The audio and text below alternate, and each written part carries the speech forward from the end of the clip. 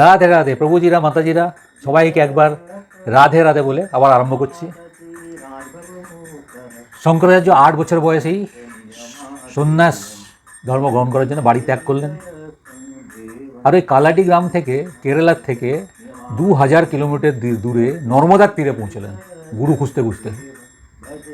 সেখানে গুরু পেলেন। গুরুর নাম গোবিন্দপদ। এই গোবিন্দপদ দেখেই বুঝতে পারলেন যে সাধারণ বালক নয়। সহল্লাসে শঙ্করাচার্যকে শিষ্য করলেন। তারপরে তার শিক্ষা দীক্ষা, বেদাভ্যাস, পুরাণ সব পাঠ আরম্ভ হলো।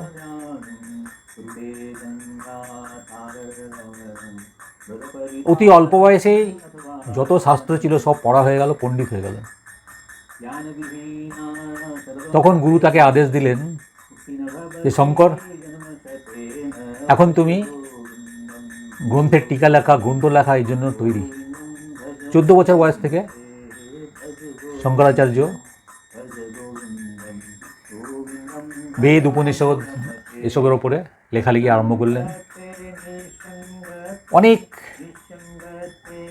কিছু লিখেছেন, অনেক ধর্মীয় গ্রন্থ লিখেছেন। 18 বছর থেকে 32 বছর পর্যন্ত তিনি ভারত ভ্রমণে বেরোন। আর সেই সময়েই এই যে ভারতের যে তখন ধর্ম অবস্থা ছিল, যে এক একটা গোষ্ঠীর সাথে একটা গোষ্ঠীর ঝগড়া লড়াই লেগে গেছে আর হিন্দু ধর্মর পতন হচ্ছে, সেটাকে রোধ করার জন্যই তিনি এই 4টি মঠ স্থাপন করলেন 4টি ধামে। আর তাদের উপরে এই দায়িত্ব দিলেন যে তারা হিন্দু ধর্মটাকে যেন বেঁধে রাখে। গুরুপ্রেম এমন ছিল যে একবার সেই নর্মদার তীরে গুরু যে গুফায় ধ্যান করছিলেন, প্রচণ্ড জল হয়েছে। জল উঠতে উঠতে গুরুর সেই কেভের মধ্যে ঢুকে যাবে আর কি, গুফার মধ্যে। এত জল বেড়েই যাচ্ছে।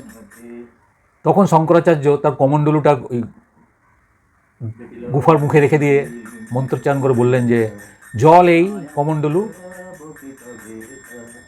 পেরিয়ে যেতে পারবে না। আর সবাই আশ্চর্য দেখলো, সত্যি সত্যি গুরু যতক্ষণ ধ্যানস্থ ছিলেন জল আর কমণ্ডলু পেরিয়ে ভেতরে ঢুকতে পারলো না, ফিরে গেল। এই রকম আশ্চর্য তার শক্তি, দৈব শক্তি ছিল। রাধে রাধে, রাধে রাধে।